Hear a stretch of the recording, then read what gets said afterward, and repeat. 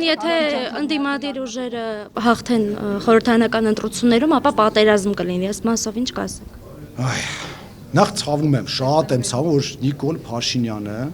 եւ իր թիմը այդ ամենա ասենց ասեմ չընդունված մեթոդներին են դիմում, որպեսզի վերարտադրվեն։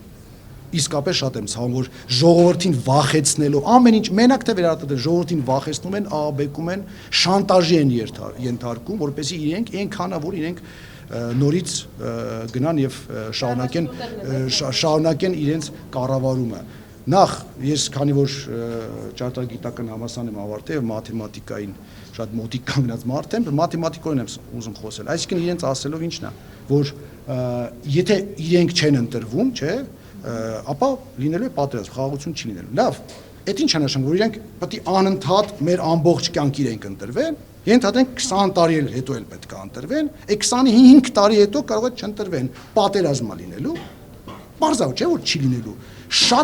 Շատ վտանգավոր ճանապարհ են ընկել իրենք, որ կապում են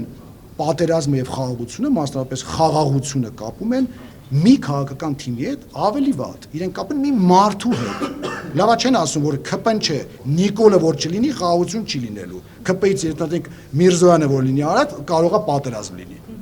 Չեք կարծում, որ դա ժողովրդի մեջ վախի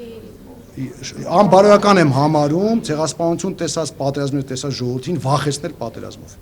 Դա անթույլատրելի եմ համարում, այդպիսի բան չկա, չկան քաղաքական թմեր, որոնք գալիս են ու ուզում են պատերազմ անեն, չկան, որովհետև դա խելամիտ չի։ Պատերազմ անելու համար կամ մտքի համար առնվազն, հա, մարդիկ պետք է գնահատեն իրավիճակը։